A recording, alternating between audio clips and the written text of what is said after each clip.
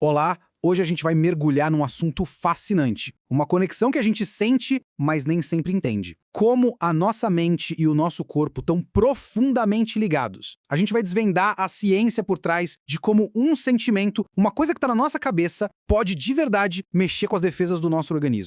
A pergunta que vai guiar a nossa conversa é bem essa. Como é que pode, né?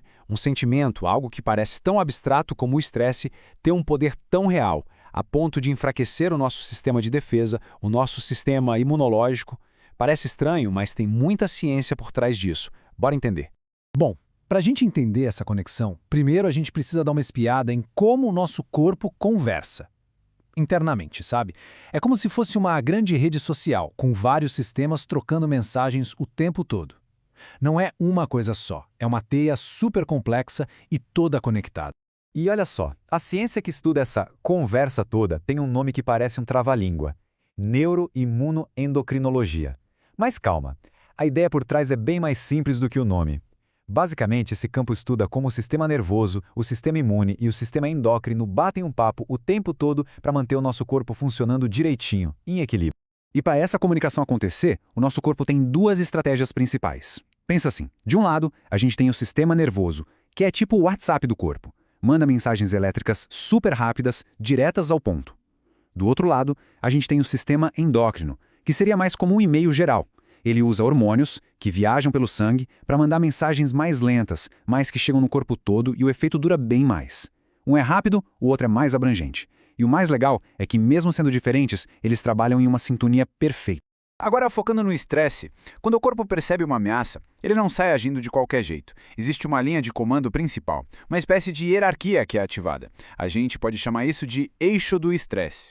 Esse eixo tem um nome técnico, que é hipotálamo pituitária adrenal. Ou, para facilitar a vida de todo mundo, eixo HPA. É ele que funciona como a principal cadeia de comando do corpo para lidar com o estresse. Sabe? Desde o primeiro sinal de alerta até a resposta final. E o ponto de partida de tudo isso é uma pequena área no cérebro chamada hipotálamo. Pensa nele como o centro de controle, a sala de comando. É o hipotálamo que percebe o perigo e aperta o primeiro botão, dando start para toda a reação em cadeia do estresse. E a partir do momento que esse botão é apertado, é como se uma fileira de dominós começasse a cair. Uma verdadeira cascata de hormônios é liberada de uma forma super precisa e coordenada. Vamos acompanhar essa reação em cadeia, passo a passo. Olha só como funciona essa cascata. Tudo começa com um gatilho de estresse, que ativa o hipotálamo, certo?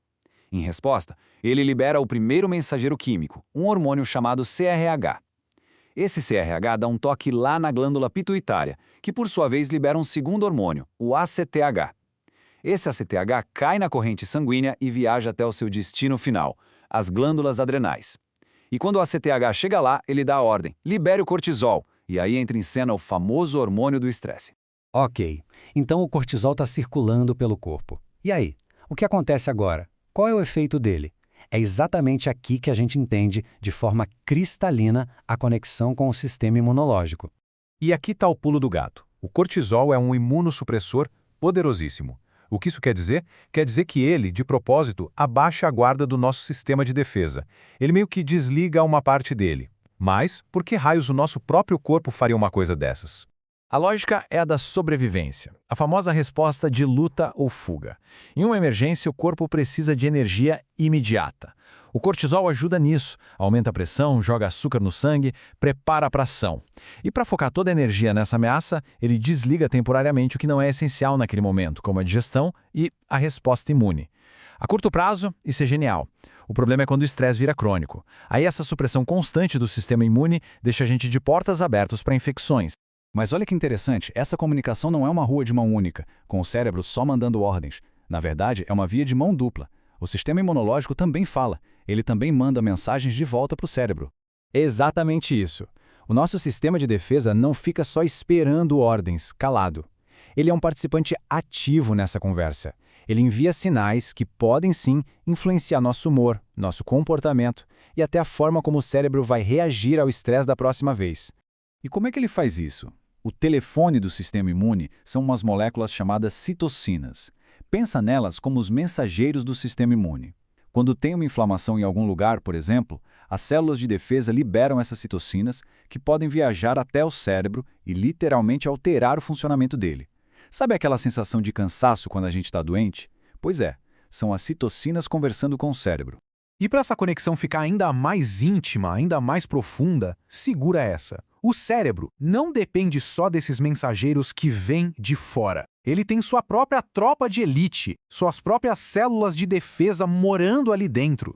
O nome dessas células é micróglia, e o mais impressionante sobre elas é de onde elas vêm. Diferente da maioria das células do cérebro, a micróglia se origina na medula óssea, o mesmíssimo lugar que fabrica as células de defesa do resto do nosso corpo. Ou seja, a gente tem literalmente um pedaço do sistema imunológico morando e patrulhando dentro do nosso cérebro.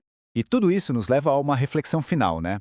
Agora que a gente sabe que o nosso cérebro e o nosso sistema imune estão nesse diálogo constante, a grande questão que fica é: como a gente pode usar esse conhecimento para cuidar da saúde de um jeito mais completo, mais integrado?